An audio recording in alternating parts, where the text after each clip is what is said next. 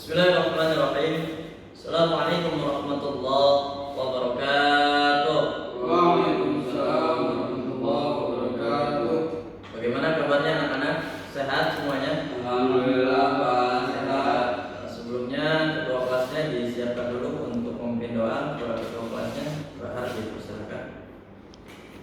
Baik teman-teman, seperti biasa sebelum kita memulai pembelajaran pada hari ini, mari kita berdoa dimulai.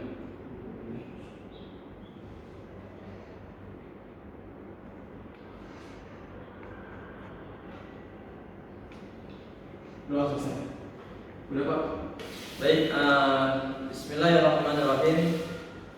Alhamdulillahilladzi arsala rasulahu bil huda wa dinil haqq, amma ba'du. Sebelumnya Bapak akan absen dulu karena kehadiran itu sangat mempengaruhi nilai nanti di akhir pembelajaran kalian.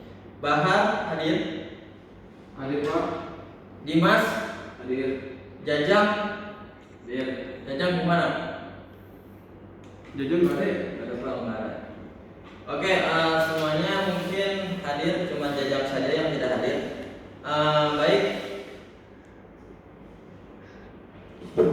anak-anak sekalian, kemarin kalian sudah mempelajari yang namanya Khulafatur Rasyidin atau biasa disebut sejarah daripada para sahabat Nabi Muhammad SAW. Sekarang kita akan mempelajari, sebelumnya kita akan mempelajari yakni SKI ya.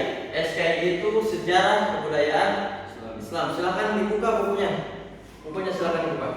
Kenapa? Nanti jikalau Bapak menerangkan, kalian belajar menulis.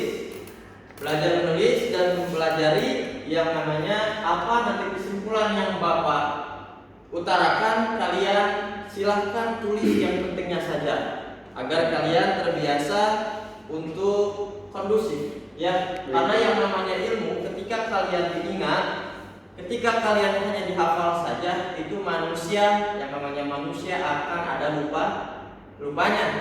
Ya, makanya kalian belajar menulis. Ketika aku mendengar, aku lupa. Ketika aku melihat, aku ingat. Ya, sekarang kita belajar Khalifah Bani Umayyah. Khalifah Bani Umayyah ini terjadi setelah Khalifatur Rasyidin atau 4 sahabat Nabi Muhammad SAW berawal dari 2 periode atau setelah terjadinya Khalifatur Rasyidin.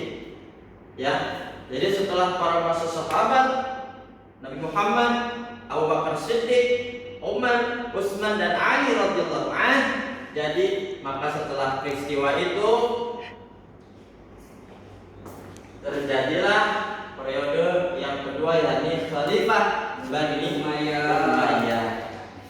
Nah, anak-anak sekalian, Bani Umayyah ini didirikan atas Khalifatur Rasyidin atau yang memerintah pada tahun 661 Masehi sampai dengan 750 Masehi dengan Damaskus sebagai pusat pemerintahannya. Nama dinasti ini dirujuk pada Umayyah bin Abu Asyam, kakek buyut dari Muawiyah bin Abu Sufyan. Sistem pemerintahannya monarki atau berbentuk kekhalifahan. Jadi hampir sama dengan Khalifatur Rasyidin, ya. Lanjut, sejarah berdirinya Bani Umayyah ini berawal dari beberapa konflik. Adapun konflik yang pertama berakhirnya pemerintah Khalifatur Rasyidin. Jadi setelah berakhirnya Khalifatur Rasyidin, ya, maka timbullah konflik semenjak wafatnya Utsman bin Affan dan terbunuhnya konflik Ali bin Abi Thalib. Dan konflik yang kedua itu terjadi atas konflik Hasan Husain melawan Muawiyah, ya.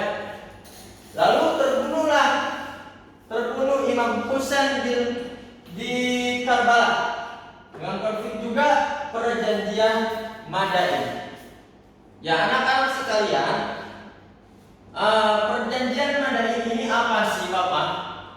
Perjanjian Madain ini agar di perjanjian itu terdapat beberapa isi. Ada 4 isi yang nanti Bapak akan utarakan, yang Bapak sudah sediakan di PPT ini. Yang pertama yaitu agar Muawiyah tidak menaruh dendam terhadap penduduk Irak. Jadi perjanjian ini agar tidak ada rasa dendam ya di penduduk Irak itu tersendiri. Yang kedua, agar pajak tanah negeri Ahwaz diberikan kepada Hasan setiap tahunnya. Ya. Perjanjian yang ketiga, Muawiyah harus membayar Husain sebesar 2 juta dirham. Dan yang keempat, pemilihan atau pengangkatan khalifah selanjutnya harus diserahkan kembali kepada musyawarah kaum muslimin. Karena pada saat itu banyak sekali konflik dan pertengkaran pada saat pemerintah Khalifatul Rasyidin. Dilanjut, perjalanan sejarah Khalifatul Rasyidin atau sejarah Bani Umayyah ini pada masa Muawiyah, ibu kota pemerintah Islam dipindah dari Madinah ke Damaskus. Jadi yang berawal dari Madinah pindah pemerintahnya ke Damaskus.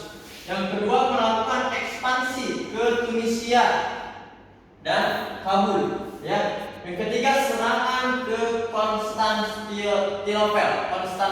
Ya. Lalu setelah Muawiyah wafat, digantikan oleh putranya yaitu Abdul Malik. Pada masa-masa selanjutnya ekspansi terus dilakukan hingga berhasil menguasai Afrika Utara dan sampai Gibraltar. Nah, adapun ini peta-petanya ya, kalian bisa lihat di sini ada Swedia, terus ada Novgorod ya, terus ada Turki, ada Jepang, ada Cina, ada Selatan India. Dan itu terjadi di mana? Di beberapa peta ini bersangkutan pada saat konflik Bani Umayyah atau pada saat sejarah Khalifatul Rasyidin. Nah, ini silsilah daripada bagan dari Bani Umayyah ya. Yang pertama ada Umayyah, pendiri Bani Umayyah. Lalu putranya oleh Abdul Malik dan selanjutnya ya Al-Hakim, lalu dia punya anak lagi, punya anak lagi, punya anak lagi, punya anak lagi sampai ke bawah. Lalu kebudayaan seni arsitekturnya di sini di sejarah ini di Bani Umayyah ini ada 2 contoh. Yang terkenal yaitu Masjid Damaskus dan Masjid Cordova. Ya, bisa kalian lihat di sini masjidnya sangat megah sekali. Kita pikirkan di masa yang lalu saja masjid sudah bisa dibangun dengan megah seperti ini, dengan desain dan arsitektur yang sangat luar biasa. Ya, dengan cara berpikir atau mempersiapkan bangunan dengan arsitek yang sangat luar biasa. Lanjut, adapun ilmu pengetahuan yang di perkembangan di bidang kedokteran atau ilmu filsafat, astronomi, geografi, sejarah, bahasa dan sebagainya, dan juga kota-kota pusat pengembangan iptek Damaskus, Kufah, Makkah, Madinah, Mesir, Cordoba, Granada, dan pembentukan pos itu tersendiri mencetak yang pertama mata uang dan membangun infrastruktur pantai-panti untuk orang-orang yang cacat, jalan raya, pabrik-pabrik, gedung-gedung seperti PT-PT juga seperti itu, dan pemerintahan dan masjid-masjid yang sangat megah. Lalu kemunduran Bani Umayyah. Di sini ada kemunduran Bani Umayyah, ada beberapa faktor. Dan nanti akan Bapak jelaskan faktor yang pertama yaitu pergantian khalifah ya, yang mengalami penyelewengan dari sistem musyawarah Islam diganti dengan sistem kerajaan. Jadi pada saat itu, pada saat sistem Islam diganti dengan sistem kerajaan makanan itu, ini termasuk daripada faktor-faktor kemunduran Bani Umayyah dan juga sangat mempengaruhi pada saat pemerintahannya di zaman Bani Umayyah. Adapun lanjut, di sini ada pengangkatan putra mahkota yang lebih dari satu, atau munculnya kekuasaan baru yang dipelopori oleh Abbas ibn Abdul Muthalib, kekuasaan dinasti Bani Abbasiyah. Ya, nah dilanjut juga, dan ini pun Bapak mengambil dari referensinya dari buku-buku sejarah ya, buku sejarah yang dicetak atau diterbitkan oleh Humaydi dan kawan-kawan pada tahun 2009 ya, dan sebagainya. Oke anak-anak, kalian mengerti tidak? Mengerti Pak. Sebelumnya ada yang mau bertanya terkait tentang Bani Umayyah? Silahkan. Izin bertanya Pak. Ya. Tadi saya cukup tertarik dengan hasil karya sebuah arsitektur yang dihasilkan dari dinasti Umayyah, yaitu berupa Masjid Cordova. Di mana Masjid Cordova ini, sepengetahuan saya itu sekarang namanya berganti menjadi Spanyol. Cuman saya belum tahu apakah masjid ini masih berdiri kokoh dan masih digunakan sebagai masjid atau tidak, Ustaz? Ya. Jadi memang betul tadi apa yang dikatakan oleh murid Bapak, siapa namanya tadi yang bertanya? Bahar Pak. Bahar ya? Bahar. Jadi memang betul sekarang ini masjid itu sudah diganti menjadi Spanyol.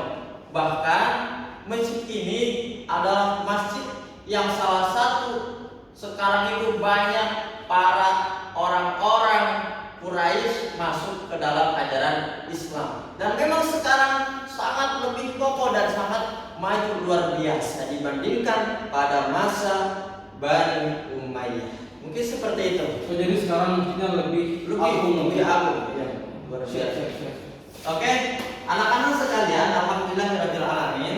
Pelajaran pada kesempatan siang hari ini kita sudah selesai. Mudah-mudahan apa yang sudah kita pelajari ilmunya dapat bermanfaat, juga dapat nanti kita aplikasikan di kehidupan sehari-hari kita.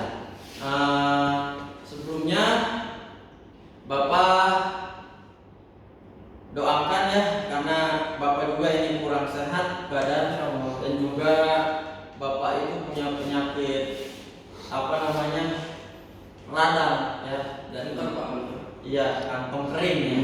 Jadi kalian sebagai murid harus berekspektasi ya, harus punya cita-cita yang sangat tinggi. Baik Pak. Ya, karena cita-cita itu tidak akan bisa didapat dengan satu omongan saja, tapi dilalui dengan proses. Ya, orang sukses itu berproses. Ya, seperti kepompong yang tadinya dia kepompong menjadi kupu-kupu dan mengalami beberapa proses.